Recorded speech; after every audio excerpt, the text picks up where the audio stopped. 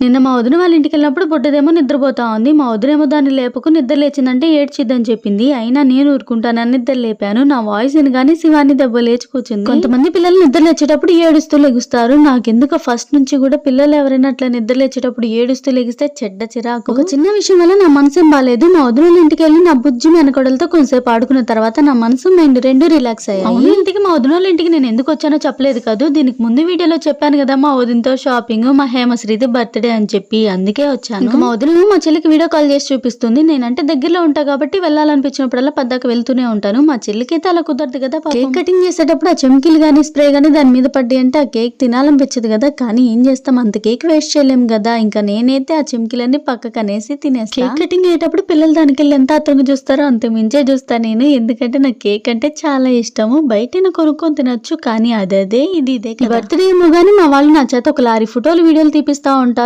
అది నేను వాళ్ళ ఇంట్లోంచి అట్ట బయటకు వచ్చి రాకముందు ఇంకా స్టార్ట్ చేస్తారు, ఫొటోస్ పంపి వీడియోస్ పంపి అని చెప్పి. ఇంకా మా బుడ్డదేమో వాళ్ళ అక్క కేక్ తినిపిమంటే కేక్ తినిపిస్తుంది. చిన్నపిల్లలు ఏం చేసినా భలే క్యూట్ గా ఉంటారు కదా. ఏంటో ఈ మధ్య నేను అందరు బర్త్డేలకి తగిలుతున్నాను. ఇప్పుడు కేక్ తినిపిస్తున్నారు కదా, వాళ్ళు మా వదిన వాళ్ళ సొంత చెల్లి మరిది, అంటే మా అమ్మ వాళ్ళ అన్న కూతురు. అందరూ అయిపోయాక లాస్ట్ లో ఒకరు మిగిలారు. అది ఎవరో కాదు నేనే అన్నట్టు. ఇంకా నేను వెళ్ళి నా ముగ్గురు మేనకోడలకి కేక్ ఎత్తి తినిపించేసాను. అవును, హేమశ్రీ కోసం నేను ఒక డ్రెస్ కొన్నా అని చెప్పి దీనికి ముందు వీడియోలో చెప్పాను కదా. వాళ్ళ అమ్మ ఏమో ఎప్పుడుకో లాస్ట్ లో వేసింది. ఇప్పుడు నేను చూపించే డ్రెస్ తన కోసం కొనింది. నేను కొంచెం హెవీగా ఉన్నదని కొనొచ్చు. నేను కొన్నా వాళ్ళ అమ్మ వేయదు, వాళ్ళ అమ్మ వేసినా వాళ్ళు ఉంచుకోరు. అందుకే సింపుల్ గా తీసుకున్నా. మా కుమారి కూడా తనకి డ్రెస్ తీసుకొచ్చి అందరం కలిసి కూర్చొని బొజ్జు నిండా ఫుల్ గా బిర్యానీ అయితే లాగిచ్చేసాం. ఇలా తినిపిస్తుంటే మీకు చూడటానికి కొంచెం ఓవర్ గా అనిపించవచ్చు, కానీ మా ప్లేట్ లో ఫుడ్ ఉన్నా సరే మేము ఇలా ఒకరికొకరు తినిపించుకుంటేనే మాకు అదొక ఆనందం. ఇప్పుడు మాకు కొత్తగా అలవాటైంది ఏం కాదు, ఇది మా చిన్నప్పటి నుంచి మాకున్న అలవాటు. ఇంటికి వెళ్ళేటప్పుడు ఫస్ట్ టైం మా బుడ్డ ఏడవకుండా బాయ్ చెప్తుంది, లేదంటే ఏడ్చి గోలగోలు చేసేది. సర్లే గానీ వీడియో నచ్చితే ఒక లైక్ చేయండి, మర్చిపోవద్దు.